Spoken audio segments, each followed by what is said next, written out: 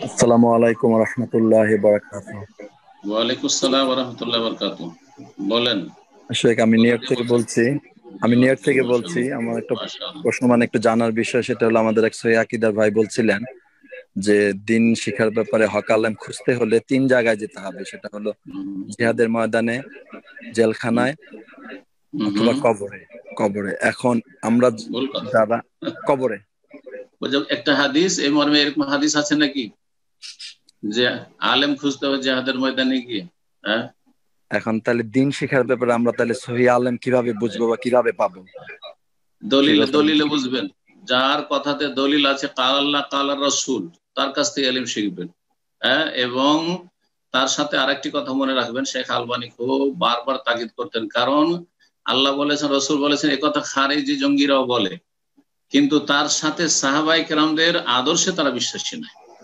অর্থাৎ সাহাবাই কেরামদের দৃষ্টিভঙ্গি নিয়ে ওই আয়াত হাদিসটা বুঝতে হবে। এই বিদাতপন্থীরা আল্লাহর জিকির করো আয়াত দিয়ে বলে যে উযকুরুল্লাহ যিকরান কাসীরা, কিন্তু তারা হুহুর জিকির আর আল্লাহর জিকির করে, সাহাবীরা করেননি। তাহলে আপনাকে দেখতে হবে কোরআন সুন্নাহর আলেম চেনার জন্য যে কোরআন কারীমের দলিল বলছে কিনা, রাসূলুল্লাহ সাল্লাল্লাহু আলাইহি ওয়াসাল্লাম হাদিস থেকে দলিল বলছে কিনা, এবং এই আমলগুলি যেগুলি এই শেখ বলছেন, এই আমলগুলি সাহাবায়ে কেরামদের যুগে ছিল কিনা। ব্যাস, খুব সহজ। এই তিনটি কথা যদি মনে রাখেন, তাহলে আপনি চিনে নেবেন যে কে কোরআন সুন্নাহর আলেম আর কে ওই বাপ দাদার ধর্ম শিক্ষা দেওয়া আলেম। জি হ্যাঁ, যাদের কিতাবে কোনো রেফারেন্স পাবেন না, কোন হাদিস আছে, হাদিসটা সহিহ না জয়ীফ, হাদিসে বর্ণিত আছে, হাদিস শরীফে আছে, আমাদের বুজুর্গানে দিন এটাকে পছন্দ করেছেন, এটা আমাদের এই সিলসিলা চলে আসছে, সব জাল, এগুলা সব জাল কথা। জি, এইরকমই জঙ্গিদের জাল কথা যে তারা সাহাবায়ে কেরামদের দৃষ্টিভঙ্গি নিয়ে বুঝবেন, একটা আয়াত একটা হাদিস নিল, বাস সেটা নিয়ে উড়ে গেল। না না না, এইভাবে ধর্ম শিখলে হবে না, দিন শিখতে হবে কোরআনে কারীম থেকে, রাসূলুল্লাহ সাল্লাল্লাহু আলাইহি ওয়াসাল্লামের হাদিস সুন্নাহ থেকে, এবং মানহাজুস সালাফ, সাহাবায়ে কেরাম, তাবেঈন, তাবা তাবেঈন, তাদের দৃষ্টিভঙ্গিটা এই আয়াত হাদিসগুলির ব্যাখ্যা সম্পর্কে কি ছিল, ওইভাবে আপনাকে বুঝতে হবে। ওইভাবে যেসব শাইখেরা আলেমরা বুঝাচ্ছে তাদের কাছ থেকে ইলম নিতে হবে। রাসূলুল্লাহ সাল্লাল্লাহু আলাইহি ওয়াসাল্লাম, সাহাবায়ে কেরামদের যুগে, তাবেঈন, তাবা তাবেঈনের যুগে মাজার ছিল না, সুতরাং মাজার থাকা চলবে না। ওরস ছিল না, ওরস থাকবে না। মিলাদ ছিল না, মিলাদ থাকবে না। এই শবে বরাতের এই ধুমধাম ছিল না, থাকবে না। ঈদে মিলাদুন্নবী ছিল না, সুতরাং থাকবে না। এইভাবে যতগুলি বিধান, নামাজ পড়া ছিল না, সম্মিলিত মোনাজাত ছিল না, প্রমাণ করেন যে কোন সাহাবী কোন তাবেঈন করেছে। জি, আল্লাহ রাব্বুল যারা বুঝার তৌফিক দান করেন। জি। আসসালামু আলাইকুম ওয়া রাহমাতুল্লাহ। ওয়ালাইকুম আসসালাম ওয়া রাহমাতুল্লাহি ওয়া বারাকাতুহু। এক জি, বাফেলো বলেন। নিয়ার থেকে বলছিলাম। মাশাআল্লাহ, বলেন নুরুজ্জামান ভাই। এই প্রশ্নটা আসলে আমাদের এক সহি ব্রাদার, উনি হ্যাঁ, অনেক আগে, বোধহয় সম্ভবত 2 বছর আগে কথাটা বলছিল, এবার আবারও বলছে। এই বিষয়টা একটু ক্লিয়ার হওয়ার জন্য প্রশ্নটা করা।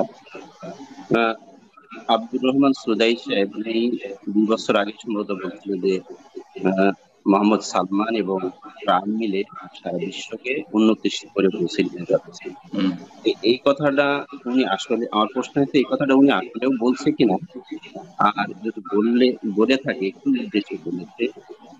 কারণ এই কথাটা বলাতে ওনার মতো আলেমকে, আল্লাহ আলম জানে, ওনার মতো আলেমকে আলেমের স্কুল পর্যন্ত এরকম কথা বলা হয়েছে, যে কারণে আরো জি, এই কথা করা। তো এই বিষয়টা একটু ক্লিয়ার জানতে চাচ্ছি।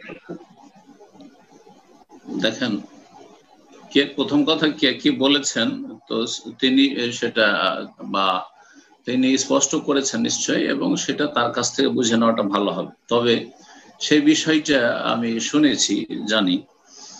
প্রত্যেকটি কথার একটা ভালো ব্যাখ্যা আছে, ভালো ব্যাখ্যা আছে, এবং যিনি বলেছেন তার নিয়তে, সেই কথাটি তার নিয়তে, তিনি কোন নিয়তে এবং উদ্দেশ্যে বলেছেন সেইভাবে ব্যাখ্যা করতে হবে।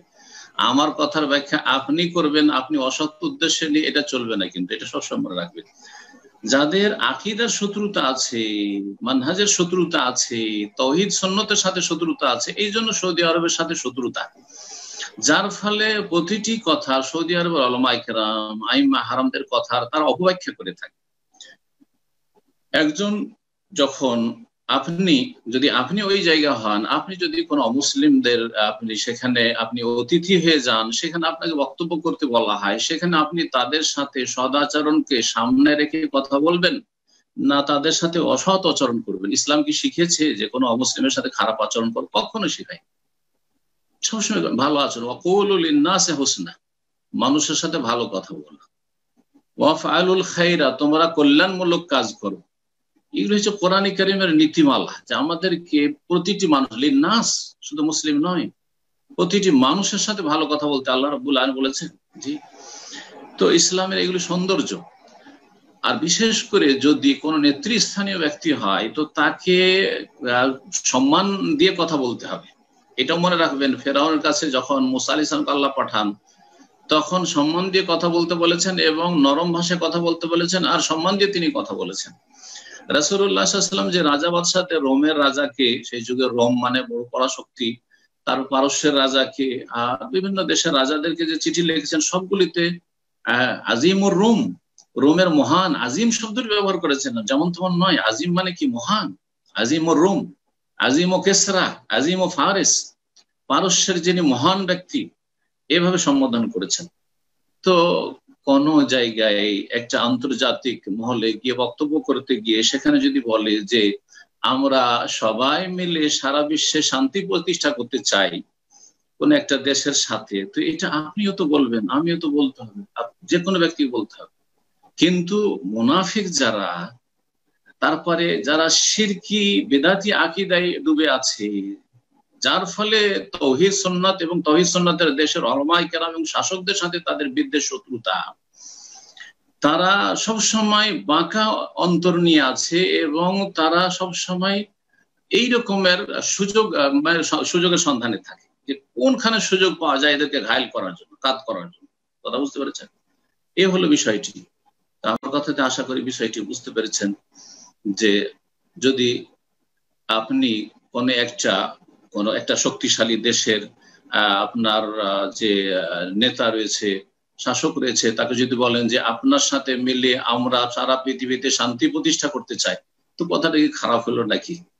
না বলতে হবে যে না আপনার বিরুদ্ধে লড়াই করতে চাই, বলতে হবে? বলেন তো দেখি।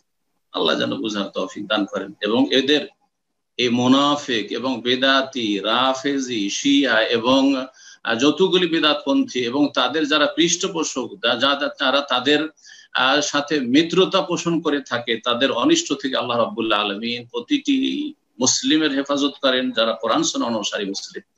এবং সৌদি আরবের আল্লাহ হেফাজত করেন, সৌদি আরবের উলামায়ে কেরামদের হেফাজত করেন, সৌদি আরবের শাসকদের আল্লাহ হেফাজত করেন, সারা বিশ্বের সমস্ত মুসলিমদের আল্লাহ হেফাজত